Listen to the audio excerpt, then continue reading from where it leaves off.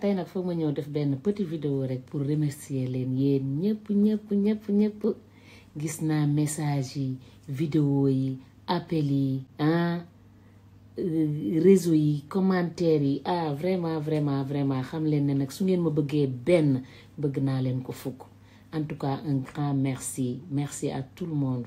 dinaa tontu message yëpp benn par benn mais lii moom dafa mënul woon ñàkk ndax sama xol bi dafa sedd ni ngeen ma bëggee nu ko raw laa leen bëggee kontaan naa merci beaucoup merci à tout le monde kontaan naa trop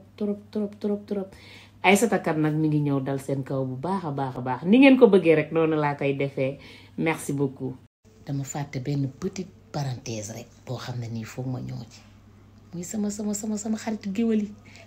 géwël yi fi mu nekk nii ñëpp a yëngu